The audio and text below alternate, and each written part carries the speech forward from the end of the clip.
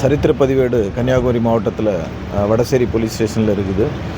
அந்த நபர் 3 கொலை வழக்குகள், அதே போல் 2 அட்டெம்ப்ட் டு மர்டர் கேசஸ், அது தவிர மற்றபடி வழிப்பறி இந்த மாதிரியான வழக்குகளில் சம்பந்தப்பட்டுள்ள நபர். 15க்கும் மேற்பட்ட வழக்குகள் இருக்கின்றன. கடந்த வருடம் இந்த ரேஸ்கோர்ஸ் காவல் நிலைய சரகத்திற்கு உட்பட்ட பகுதியில் நடந்த கொலை வழக்கில் முக்கிய குற்றவாளி. அந்த கொலை வழக்கில் துப்பாக்கியை பயன்படுத்தி அந்த கொலையில் துப்பாக்கியும் பயன்படுத்தப்பட்டிருந்தது. துப்பாக்கி கைது செய்யப்பட்டிருக்கின்றன. இது போன வருஷம் ஆரம்பத்தில் நடந்தது. அதன் பிறகு தொடர்ந்து இந்த ரவுடிகள் கொலை குற்றவாளிகளை கண்காணித்து வந்து கொண்டிருக்கின்றோம்.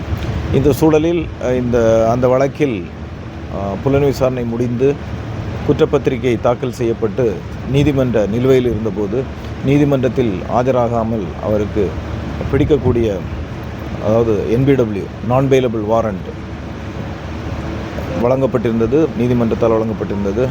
அதற்கான தனிப்படை அமைத்து SI கார்த்திக் தலைமையில் தனிப்படை அமைக்கப்பட்டு அந்த நபர் பல்வேறு இடங்களில் அவர் கடந்த 3-4 மாதங்களாக தேடி வருகின்றார்கள் காவல்துறையினர்.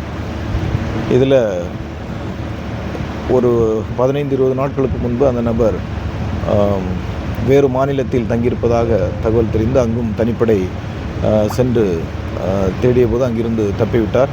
தொடர்ந்து தனிப்படை அவரை தொடர்ந்து கண்காணித்து கொண்டிருந்த போது இன்று அதிகாலை ஒரு குறிப்பிட்ட தகவலின் அடிப்படையில் அந்த பகுதிக்கு சென்று சிறப்பு படையினர் SI கார்த்திக், ராஜ்குமார் கான்ஸ்டபிள், அப்புறமா இன்னும் ஒரு சில காவலர்கள் சென்று போது அவரை பிடிக்க முயற்சிக்கும் போது அவர் ராஜ்குமார் ஹெட் கான்ஸ்டபிளை கத்தியால் அசால்ட் பண்ணி அவருக்கு இன்ஜுரி ஆச்சு.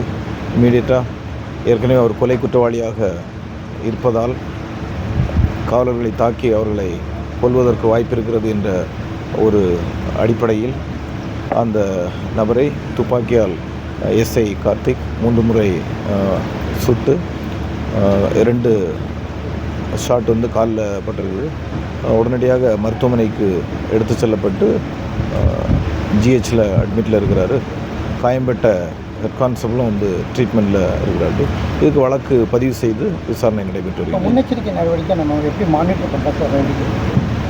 2 விதமாக மானிட்டர் பண்ணுறோம். ஒன்று சரித்திர பதிவேடு உள்ள குற்றவாளிகள் யார் யார் ஆக்டிவாக இருக்கிறாங்க அப்படிங்கிறத தொடர்ந்து கண்காணித்து யார் யார் ஆக்டிவாக இருக்கிறாங்களோ அவங்களுக்கு தடுப்பு நடவடிக்கைகள் எடுத்து வருகின்றோம்.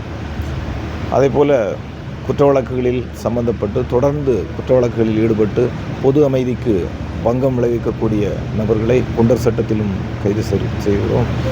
அதே போல் பதிவு செய்த வழக்குகளில் முறையாக சரியாக புலன் விசாரணை செய்து சரியான சாட்சியங்களை சேகரித்து நீதிமன்றத்தில் குற்றப்பத்திரிகை தாக்கல் செய்து நீதிமன்றத்திலும் தொடர்ந்து அவர்கள் வழக்குகளில் ஆஜராவதை தொடர்ந்து கண்காணித்து வருகின்றோம். நீதிமன்றம் அந்த மாதிரியான குற்றவாளிகள், முக்கியமாக ரவுடி நீதிமன்றத்திற்கு வரும்போது நீதிமன்றத்திலும் சரியான பாதுகாப்பு கொடுக்கப்பட்டு அங்கேயும் எதுவும் குற்றங்கள் நடந்துவிடக்கூடாது என்பதையும் முன்னெச்சரிக்கை நடவடிக்கையோடு எடுத்து வருகின்றோம்.